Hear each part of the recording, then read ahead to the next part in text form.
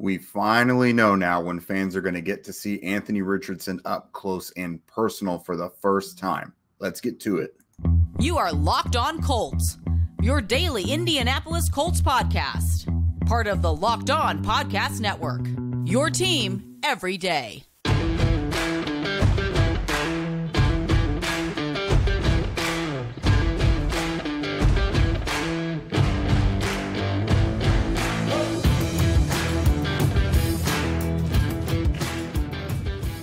All right, what's up, everyone? Thanks for tuning in and making us your first listen of the day. This is your daily podcast covering your Indianapolis Colts, part of the Locked On Podcast Network, your team every day. I am Jake Arthur, riding solo today, and today we're going to talk a little bit about training camp because we finally know the schedule, we know the dates, themes, times, all that stuff. The Colts released that information on Tuesday night. So as someone who is there covering everything day to day, again, boots on the ground, I'll just give you kind of my take on it.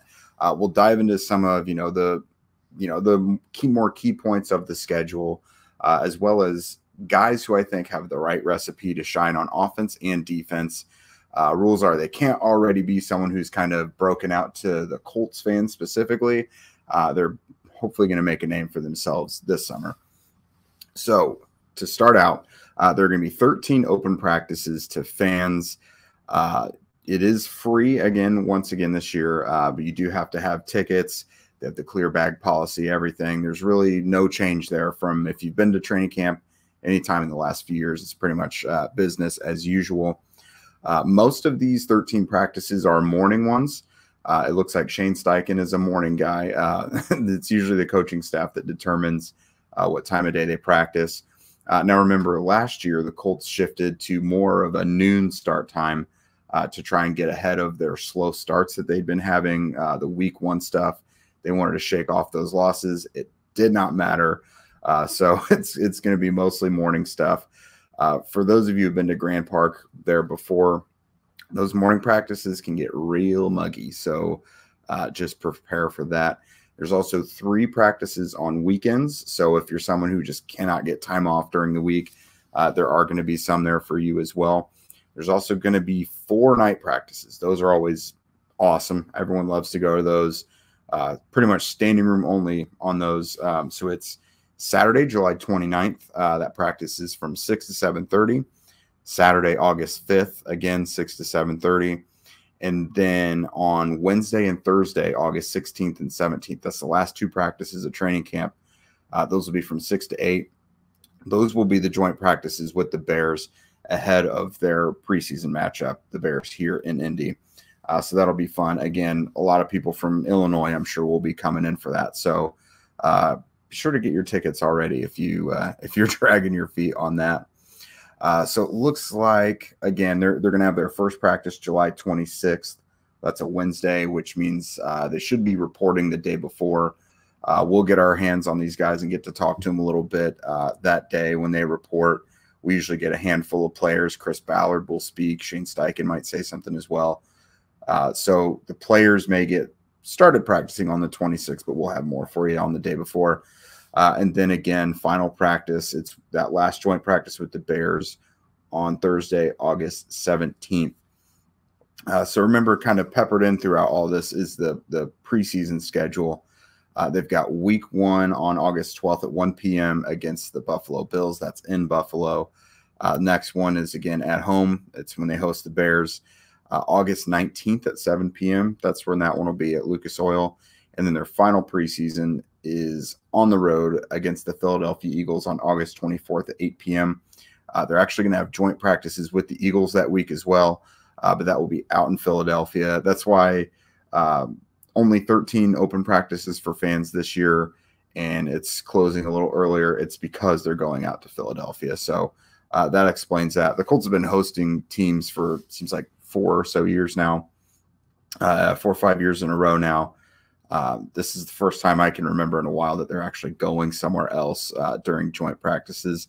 But it should be fun. I'm looking forward to it. This is definitely one of my favorite chunks of the NFL calendar every year. Just that grinding it out at training camp stuff. You know, it's hot. You're taking a lot of notes. I'm always excited about taking my notes and putting those out at horseshoehuddle.com for you guys after each practice. And then we'll also hop on here. Zach and I will talk each day on Locked On Colts. I'll have my guys, Andrew Moore will be there. Zach, I'm hoping is able to get out there for some. Drake Wally, Destin Adams. So a lot of the names you know from horseshoehuddle.com as well. I'm hoping to have those guys out with me some days at camp. So you'll hear from them as well. You won't just get my perspective on it. But that is pretty much it, kind of the highlights of the training camp schedule. The Colts will have all that stuff. You can order your tickets and get further details on the themes and all that over at Colts.com. They have a whole training camp section. So if you're wondering anything about that, you can go ahead and head over there.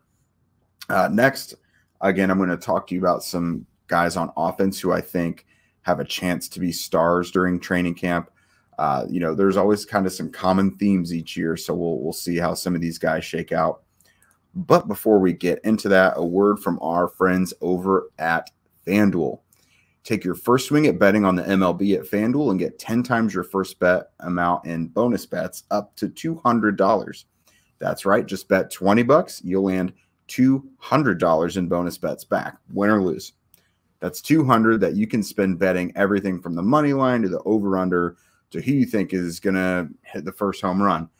You got guys like Shohei Ohtani with the Angels. They always make it interesting if you want to bet anything like that. Someone who can dominate from both sides of the plate.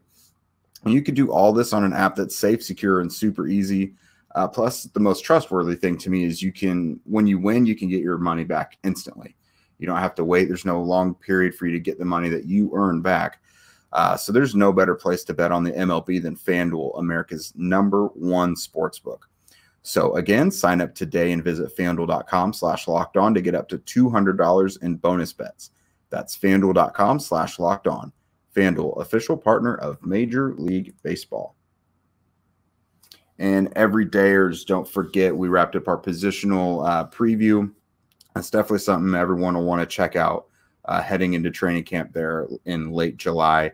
We're also going to start diving into some AFC South previews. We've got chats lined up with the other guys from the AFC South, Titans, Jaguars, Texans. So those will always be good chats. Those guys are real lively and bring a lot of knowledge to the table. So we're really looking forward to that, as well as talking to some other experts around the league, their take on the Colts, what their teams that they cover are up to. So we're definitely going to have fun with that. So coming up now, every year there are offensive players that fans either in attendance there at training camp practices or during the preseason games, what have you, they just fall in love with these guys. And there's always kind of some common themes with them. Quarterbacks, honestly, whenever your quarterback situation just absolutely stinks, it seems like the QB3 or QB4 is always someone who fans are clamoring for because they perform well in the preseason. We've seen that with Stephen Morris, Chad Kelly, Sam Ehlinger, just to name a few from recent years. I think it's going to be a different thing with the Colts this year. All eyes are obviously going to be on Anthony Richardson and whether or not he's going to be able to win that quarterback battle with Gardner Minshew. But that one's a little bit too much of a layup. I'm also not going to mention guys like Drew Ogletree already had his big summer last year. Ashton Dulin is someone everyone has known for a while. Jelani Woods already has huge expectations. So I'm looking at a couple little X factors here. Evan Hull and Xavier Scott, both kind of running backs. Evan Hull definitely is a running back. But Xavier Scott is a receiver kind of by trade, but has been getting a lot of work with the running backs as well. Both of these guys I think are going to be really interesting. Let's say they're both at running back. They're pass catchers. They can make things happen out in space. Really good hands. Hull caught 55 passes just last year alone at Northwestern.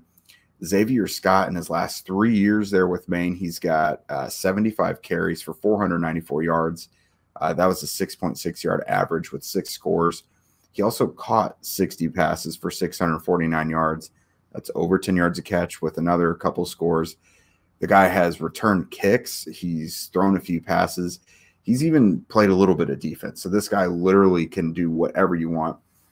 I know Zach and Destin Adams had a long conversation with him over on the Horseshoe Huddle YouTube page, if you guys have never caught that. That was a really interesting chat that they had. But no, this guy was signed by the Colts as a receiver, but has been getting a lot of work with the running backs, especially with Jonathan Taylor and Zach Moss out. Xavier Scott got a lot of work with them, and so I'm interested to see what it's going to look like with Taylor and Moss back in the lineup. But regardless, I think these guys are especially going to shine in like one-on-one drills pitted up against linebackers and everything. Those are kind of skewed for the offense to win anyways, but I'm just really picturing these guys being isolated against single defenders and just having their way, especially in those receiving drills. Now, running backs, in terms of like the scrimmages and the 11-on-11 stuff, it's kind of hard for them to shine because it's not live action. They're not truly getting tackled and everything like that. That's why it's hard to evaluate offensive line, defensive line, things like that, because it's not real live football quite yet. But it's in the passing game with these two that I've really got an eye on them, and I think they're really going to stand out. The other guy I've got my eye on is Will Mallory. So we've seen these tight ends in the last few years have some big moments, receivers as well. You got, your Deion Kane, Darius Fountain. Last year it was, again, Drew Ogletree before he unfortunately tore his ACL. So a guy who doesn't already have a big name on the map, who I'm kind of looking for to have a big performance, is Will Mallory. Kind of that same thing. So he can really stretch the field. And so he's going to obviously be working mostly with Sam Ehlinger and Anthony Richardson. So all those guys like to push the ball downfield a bit, especially in practice. And so Mallory, I think, is going to be a big beneficiary of that. And, he's got sure hands. He's athletic. He's kind of a mismatch type of guy. And so, again, in those one-on-one situations, just like the one-on-one drills, I think he'll look pretty good. But we always kind of clock these guys who make catches in traffic, make catches downfield. And to me, I think Mallory has a real chance to be that guy who stands out in that way.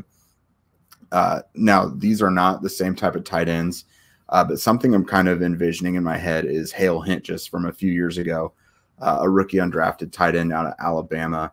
He was just like that. He caught everything in practice. He caught things in traffic. He won pretty much every one-on-one drill. And I'm kind of picturing that same thing with Mallory. He's not near the blocker that Hintges was. But again, that's going to be kind of tough to evaluate unless they're absolutely terrible or absolutely dominant. And I don't see that in either direction with Mallory. But he's a guy I've got my eyes on. Again, you have your obvious guys. Josh Downs, everyone is going to be looking at receiver. Jelani Woods, Drew Ogletree to see if they're going to stand out. But those are kind of obvious ones. So if you're looking for maybe some outliers, some dark horses, those are three offensive players I would look to do a little something in camp. So next up, flip side of the coin, we're looking at some defensive players that could really blow up. Again, no one who already is kind of a household name already to Colts fans, but someone who's kind of got the roadmap there to do a little something. So we'll talk about that here in a few. Okie dokie, guys. Okay, so there's some newcomers to the Colts. You're looking at Samson Ebukam, not necessarily a newcomer, but Dio Dengbo is someone who really could take that next step and just have a really dominant camp. That makes a lot of sense. EJ Speed with a bigger role with Shaquille Leonard, his status up in the air. But someone I'm going to start, we'll go through each layer of the defense. Titus Leo, rookie defensive end for the Colts. Kind of an undersized guy, 6'3", 243, but he's super athletic, and he really dominated his level of competition at Wagner. So that is a guy who, especially, working against the kind of the scraps in the third team offensive line, I could really see him being explosive and bendy around the edge. But also once you get these padded practices where you have the one-on-one offensive versus defensive line drills, I think he's someone whose explosiveness could really shine through. I'm also looking to see if he can kind of convert speed to power, though, too. Because we've seen guys like Ben Banigou, for example, rack up a bunch of sacks and tackles for loss during training camp, won some one-on-one drills and things, but it just didn't translate to the field. kind of one-trick pony type of stuff. I'm looking for Leo to kind of blend some power with that athleticism and explosiveness. And I think if he can do that, then, maybe he could show out in the preseason as well, maybe earn a roster spot. That's someone Zach and I have talked about. We're kind of intrigued by. So I really want to see what he's able to do in those drills. Next guy, linebacker JoJo Domann. So this guy really, I think, has a big opportunity ahead of him. He already saw a lot of action last season, 264 special team snaps, finished tied for second on the team with 6 special team stops. So he is someone who, unfortunately, again this year, we don't know what Shaquille Leonard's status is. So that is going to kind of bump Zaire Franklin and EJ Speed up the ladder. But who's that next guy? Because Bobby Okereke is gone. He's with the Giants now. So does JoJo Domann become that next linebacker to step up? And something particularly interesting about him. So when he was in college, he saw action at safety and linebacker. He's someone who you really don't have anyone in that linebacking core right now who stands out as someone who should be able to excel in pass coverage. Bobby Okereke was kind of your standout guy there last year. So if you're looking for that, Domann is probably your clear next answer because he fits that in the depth chart, because he's probably that next guy to be in the lineup. But he's also not just a run stuffer, right? He's honestly kind of undersized for that. He's a perfect special teams type of player. So that could be someone who you see get a lot of action in pass situations. So that lends itself to pass breakups, potential interceptions, running sideline to sideline. Those type of guys stick out in practices and definitely the preseason as well.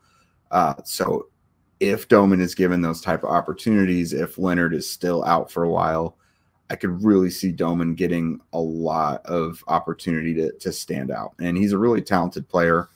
He looked good last summer. He obviously earned a roster spot and played for the Colts throughout the year. So he's someone I've got an eye on.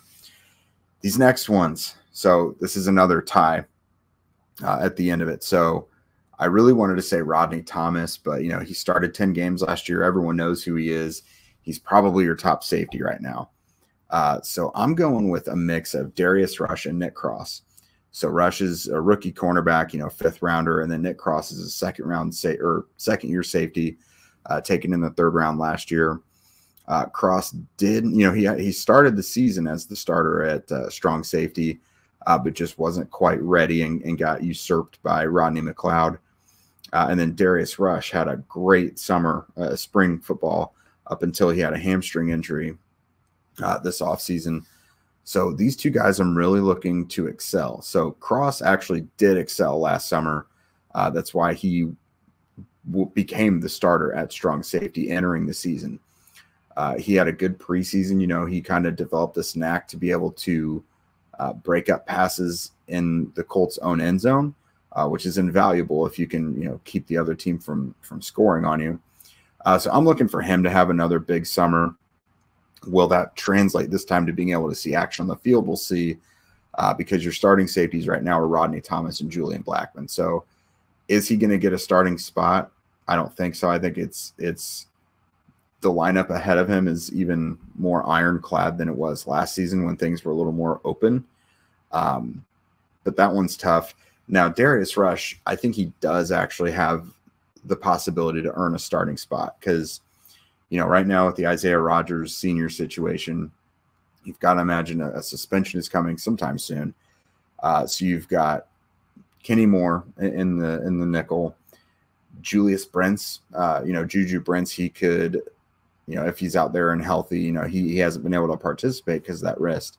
But if he comes out and earns one of those other outside starting spots, then that other one seems pretty open between Dallas Flowers and, Darius Rush. You've got Kevin Tolliver, who could be in the mix, Tony Brown. But, Darius Rush, he's a rookie. You're kind of rebuilding right now anyways. If you have a rookie who's standing out, what's the purpose of having a veteran start over him? There really isn't one. So Rush, if he's able to build on that really impressive offseason he had, then I think he could stick out.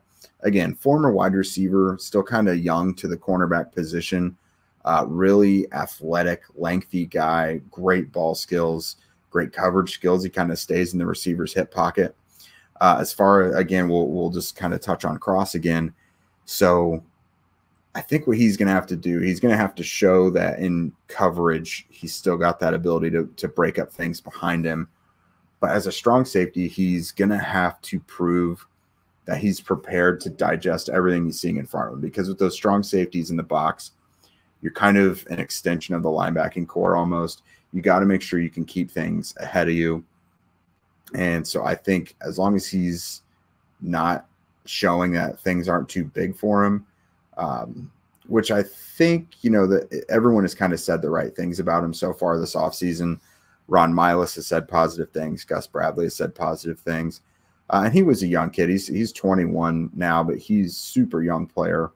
I think he was the youngest player in the draft last year. So, again, he's got some growing to do, but it's a big summer for him for sure because he's already been replaced in the lineup kind of twice, at least 1.5 times. McLeod took a spot last year, and then Julian Blackman was moved to strong safety this year. So, really big opportunity ahead for these guys all around. If you guys actually in YouTube, right after this, you go ahead and tell me who you think your summer star players are going to be. Again, it's not necessarily always going to translate to being a star in the regular season because a lot of the guys I mentioned beforehand who we've seen do it in the past didn't do anything in the regular season. So this is kind of a fun summer exercise. So whoever you guys think is going to really stand out and kind of open some fans' eyes, let me know what you think. And again, everydayers, positional previews, if you haven't already checked them out, definitely kind of digest that before training camp starts. Zach and I ran through everybody on the depth chart at the time that we were recording those. So that'll be a good preview. We're going to start diving into more AFC South stuff before camp kicks off here in less than a month officially. And then, so yeah, definitely stay tuned to that. If you guys don't already, follow Locked On Colts at Jake Arthur NFL and at Zach Hicks 2 on Twitter. Also be sure to subscribe to Locked On Colts on YouTube and wherever you listen to podcasts. We would also love your guys' ratings and reviews. And with that, we will see you guys tomorrow.